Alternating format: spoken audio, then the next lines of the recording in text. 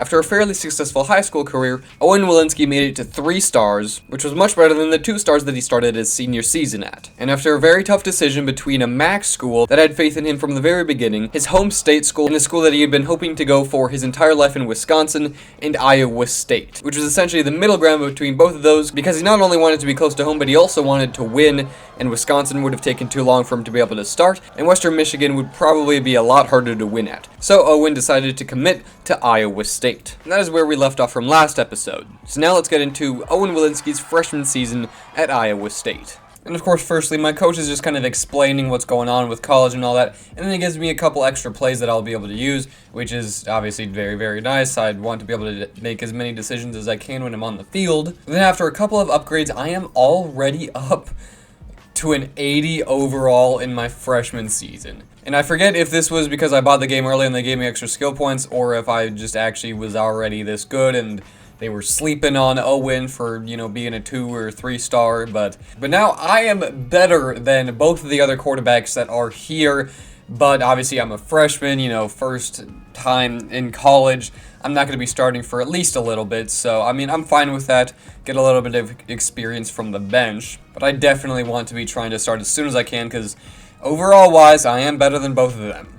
And immediately heading into week 1, I have a chance to move up to quarterback 2, which would be incredible. But first, my tight end does text me, and he's saying how upperclassmen are going to have a party, and that the freshmen have to clean up after. And I'm like, you know what? That's fine. That's a respect thing, and I respect them. So you know what? I'll do that. So I stay in clean for 2 energy points, which I'm completely fine with, to get a little bit of leadership and trust in the team. Then my academic advisor tells me about how college is going to work, and I'm going to try to get fine grades. Obviously, staying above a 2.0 is going to be good enough, and that's all I need to do. So, now going in to my quarterback 2 challenge to be able to become quarterback 2, the first one was an option attack, and the quarterback 2 only got 5,000 points, so I beat that very easily, and was able to move on to pocket presence, where he only scored 6,000, so literally as long as I just do not step outside of the box and stay in, and I was doing circles by the end of it because I was so bored.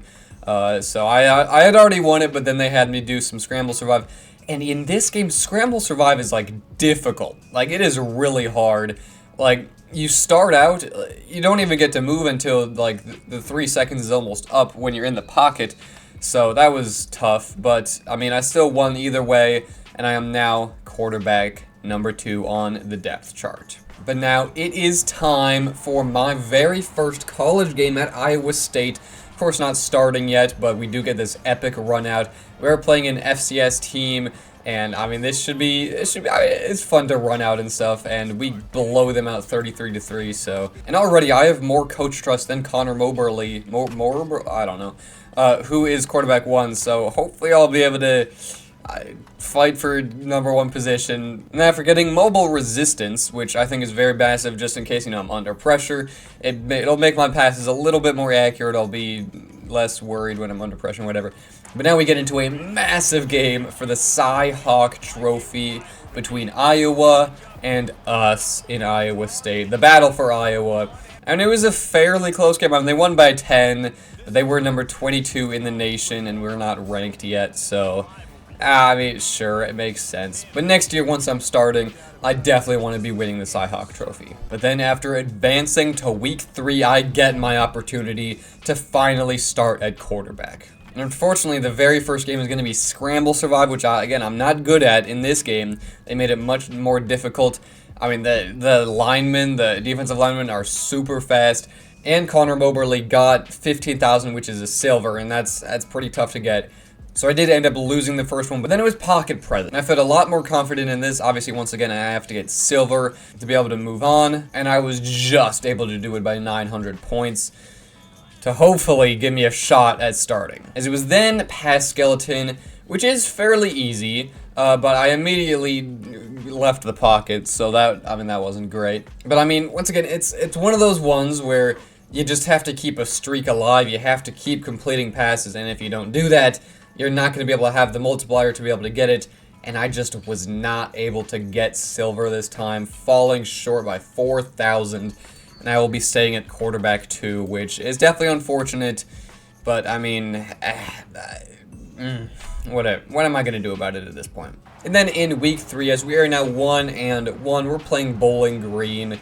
And I mean, Bowling Green is the one that I went to for a personal Road to Glory last year, so I know them pretty well. And yeah, it was not really close. We ended up winning 27-3 to get to 2-1, so I'm very happy with that.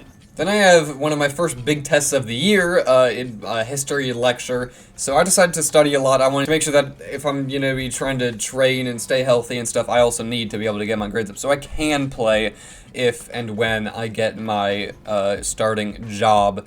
So, I mean, just studying and doing everything I need to do for now. And that would result in a week 5 quarterback 1 challenge once again.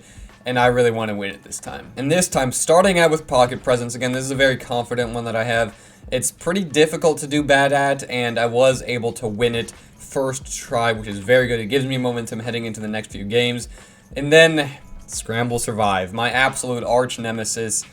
I don't know, they just made it harder, you can't run immediately. The linemen are so fast and they get past the offensive linemen so quickly. You can't outrun them, at least I can. I didn't pick an incredibly mobile quarterback. But then, probably the second hardest minigame, option attack. And it's not necessarily difficult, it's just very easy to make the wrong read and then not work out. And that's exactly what happened. I wasn't able to get a good multiplier going, and I ended up losing by quite a bit. And I still have more coach trust than him, but it's just not working out. And I will be staying on the bench for a little bit longer. We then played and barely beat Baylor, so I like the little bit of a win streak that we got going on, but I mean, only 6 points. I feel like I could have done a little bit better. Then week 6 against the 4-1 Oklahoma State Cowboys. We were definitely better than them. It was a night game. It was very hype running out the tunnel. They completely cooked us 41-16, as this was pretty much the breaking point for not only coach but also me, as he once again put me in a quarterback 1 battle against Connor Moberly for the starting job. And also before all of that, he had me do a little quiz over text, so I was like, okay, I'll do this. And I got, I think, only 1 wrong, so I got a little bit of coach happiness, he's a little bit happier about that. And now for the actually important quiz, the quarterback 1 battle, and they started out with Scramble Survive, but this time it felt different, as I was able to just get over to one spot, then throw to my guy, just being consistent, knowing what I needed to do, and I finally beat him at Scramble Survive. Then next up, it was Option Attack, the second hardest one. And I just had to make the right reads, do what I needed to do, but I just was not able to do it. I only got 7,000 out of the 12,000 needed. But I had already won one of the difficult ones, and it was time for Pocket Presence, and this one, all I needed to do was lock the fuck in, and that's exactly what I did, as I ended up blowing him out, getting almost 30,000 and winning the starting job, finally. And it was just in time for a pretty big game against the Cincinnati Bearcats at home.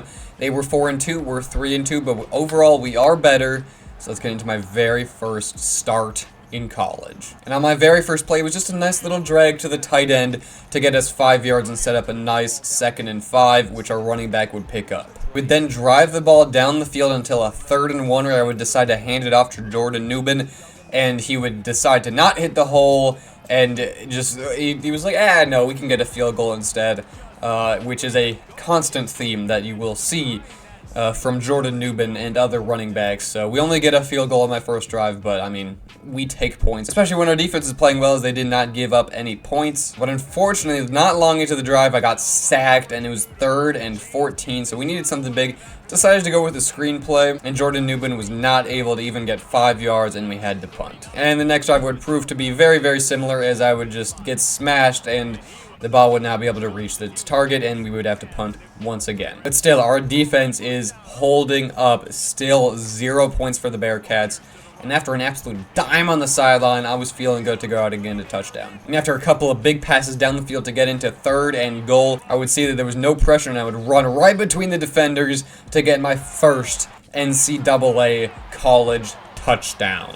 And then after being set up in pretty good field position by our defense, we would manage to only get a field goal after I got sacked. But still, defense is playing incredibly well, and I'm going to be honest, after this point, I did throw 1 interception, but it was a blowout. As Jordan Newman would run for a touchdown to make it a 20-point game, defense would hold them once again. We would then get a field goal, and then Cincinnati would finally score. But yeah, by halftime we were feeling pretty good. But I mean, I was still feeling it in my very first game as I hadn't thrown a passing touchdown, and I threw another interception, but it just wouldn't matter. Our defense was playing very, very well, and then I would throw another interception, but I mean, once again, we're fine. Defense, that could have been really, really bad, but our defense was just continuing to save my ass, as that would have been bad. But we would then go on a long drive, capped off with me throwing a dot to the tight end, who was completely and utterly wide open, and we would take another massive lead.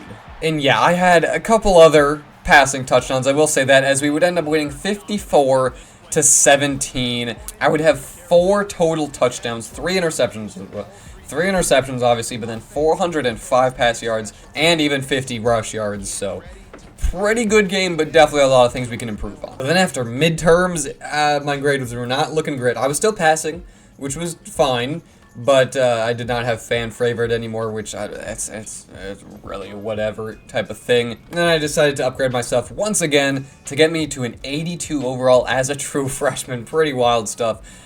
But now we got BYU in Utah. And I honestly kind of wish we were able to run out, with first person on, opposing fields. That would be really cool. But, I mean, whatever. It's still pretty cool either way. Now, right away, BYU comes out with a touchdown. So this is definitely a lot different than Cincinnati, as Stadium Pulse was rocking, and I mean, this was difficult. First drive, couple of incompletions to start out, was not great. And after nearly getting killed by 3 giant men, I would throw an incompletion and we'd have to punt immediately. And then BYU would instantly go up 14, and this was not looking great. We would need to answer very, very soon if we wanted a chance. But then we would find ourselves in a 3rd and 7 where I would find the man for the slant over the middle to get the first down, and we had a little bit of a drive going. As then on a 3rd and 1, we would do play action. I would roll out to the left, great blocking all across the board. I would run out, nobody was open, tight end made a good block, and I got all the way up to the 18. I mean, I was pretty fast. I was definitely faster than a lot of those defenders, so I was feeling myself now. Then after a couple of incompletions, I would not be able to find anybody on 3rd down. I would get smashed once again, and I would throw an incompletion, and we would have to only take a field. But finally, our defense does something, so we still have a chance to turn this game, which is exactly what would happen. As on a 3rd and 3, I would throw the corner. Probably could have put it in front of him a little bit better, as he would get tackled pretty much immediately, but it was a big gain, and we definitely had a drive going now. But not if my offensive line had anything to do with it, as they would let up another sack, and I would have to just chuck it deep, and it was incomplete, and we had to punt. So now with a little time remaining in the first half, we had the ball on 2nd and 10 in our own territory, and I chucked it to the man on a streak. He was open, and he caught it for the touchdown to finally get us back into this game. And then on 2nd and 12, pretty close to where we were last time, I saw my guy in press coverage. He ran right past his guy, and he easily caught it for the touchdown to take the lead in Utah. Never mind, they got a touchdown, so we still don't have the lead. I don't know how I did not notice that. Anyway, we went for 2, and we did not get it, which is unfortunate, but still, we're knocking on BYU's door. Then after a little bit of offensive struggle on both sides, we would find ourselves in a drive midway through the 4th quarter, and I was doing a lot. I was rushing, I was passing, I was doing what I needed to do to try to go out and win this game. Before I would hand it off to Jordan Newman, who I believe got hurt earlier in this game, as he would take the lead for us heading into the late 4th quarter. And our defense stopped them once again. We would have a chance to end this game right here on this final drive, and it's exactly what we did, as I ran and I scrambled for the first down to end this game once and for all, giving us a pretty fun comeback for my 2nd game in college over BYU. And now, after getting my 2nd win in a row as a starter, Matt Campbell, the coach, said that he was very pleased on what was happening, so I mean, that's obviously good to see, get a little bit more coach trust and happiness. And then Mackenzie, this random classmate, asked me if I wanted to go to a party before the game. I don't know what she was smoking if you think I'm going to a party the night before a college football game, but hell no. And then Renewal Wellness Center asked me if I wanted to be a part of an NIL deal to get +4 toughness for 8 weeks, 4 skill points, and 500 followers for only 2 energy up front. And I mean, I had to take that. I'll definitely take my first NIL deal. So now feeling pretty good heading into week 9. We are playing Utah. They are 3-4, and we are 5-2. Complete opposites in the conference. We were feeling very confident heading into this game. So confident, in fact, that we were wearing our throwback uniforms. And honestly, I don't think they look too bad at all. I mean, I like the helmets a lot with Ames on it.